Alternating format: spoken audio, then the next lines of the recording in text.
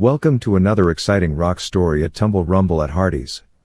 In this video we will look at tiger's eye, agate, sodalite, dragon bloodstone and amethyst, weighing over 2 tons.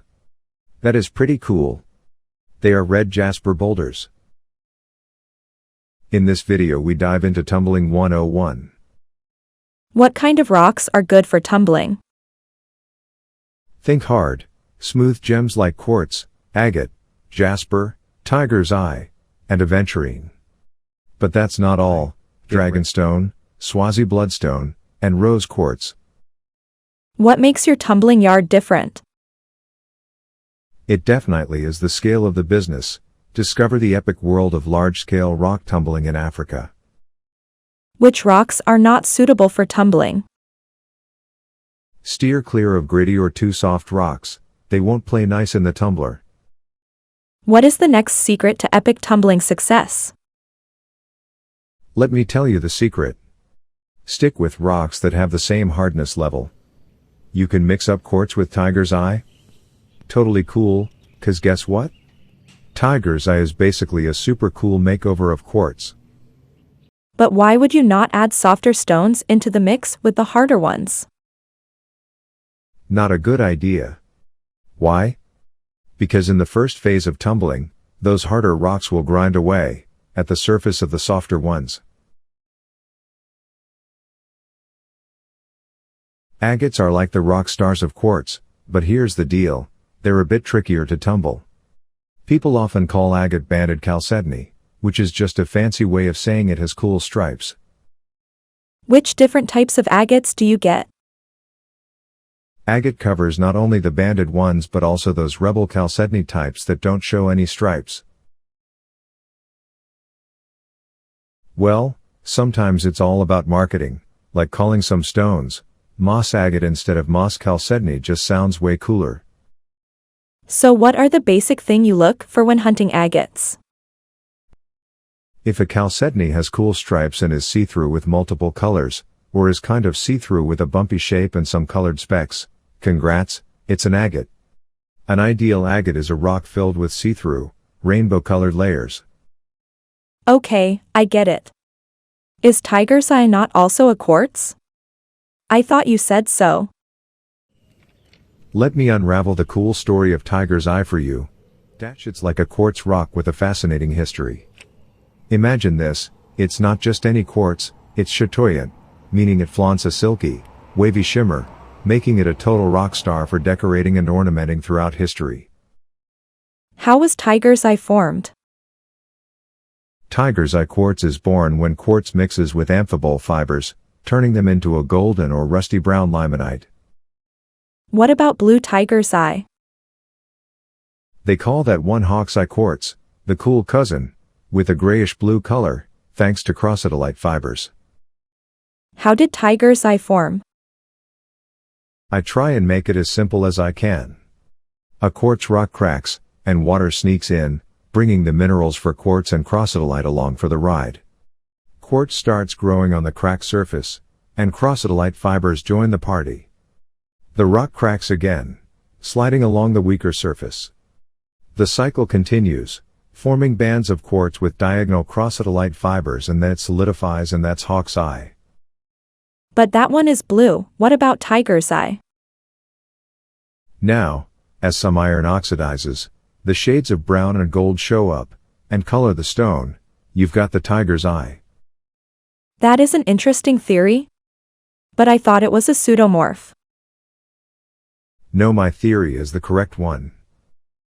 Can we discuss another interesting stone in this yard? Tell me which one interests you? Sodalite. Okay, let me tell you what I know.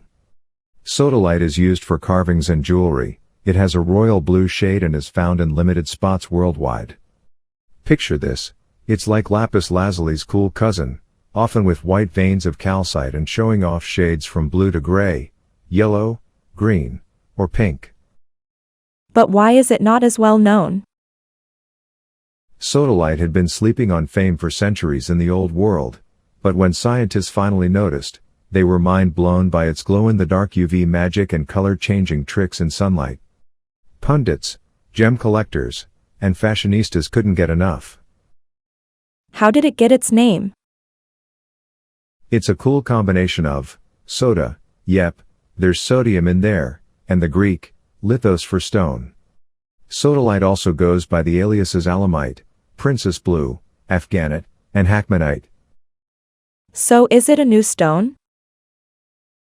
No, despite being officially recognized for just over 200 years, ancient civilizations were way ahead, treating it like lapis lazuli's stylish cousin. Egyptians crafted rituals and bling, while the Incas decked out their temples and made artsy figurines. Post-conquest, it stayed in the shadows, but hey, that turned out to be a blessing. Fewer spots means the deposits everywhere are still going strong. You have an interesting stone in this yard called Dragon Blood Stone? How did it get its name? Legend has it, it's the remains of ancient dragons. The green part is their skin, and the red is their blood. How epic is that? Dragon blood jasper, also known as dragon stone, is like the rock legend of South Africa. It's not your typical jasper, it's a mix of minerals called epidote and piemontite. What is the difference between Dragon Bloodstone and Bloodstone? It is the ultimate rock showdown. Dragon blood jasper has an olive green color, while bloodstone is all about that vibrant green hue. I have heard that it is not even a jasper? Dragon blood jasper isn't even a true jasper, it's a mix of epidote and red piemontite, while bloodstone is a real jasper. Yes, our amethyst is the purple gem that's got a history as rich as its color. It is part of the quartz family, and that dreamy purple comes from a little mix of iron in its structure.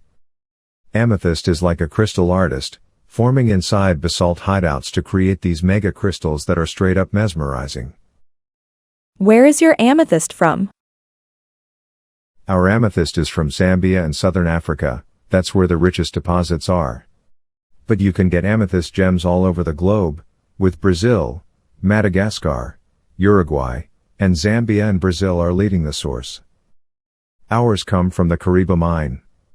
This place is a gem empire, pumping out over 90% of Zambian amethyst for more than 3 decades. They're all about hands-on mining, using pick and shovel when those amethyst veins show up. Is your amethyst treated? No, and here's a gem fact for you. While over 90% of gemstones are enhanced, Zambian Kariba amethyst has no enhancements. Where do the name come from? Amethyst is Greek for not drunk. Why? Mythology ties it to Dionysus, the Greek god of wine, and people thought it could keep them sober. And get this, if you pour water into an amethyst goblet, it legit looks like wine. Thank you for staying with us on this fascinating gem journey. The next video we will be covering a few more of our gemstones that we have in our tumble mix. We take pride in the quality of our tumble mix. In future videos we will let you in on all our secrets as to how we get our stones so shiny. Remember to subscribe to this channel to follow our rock journey.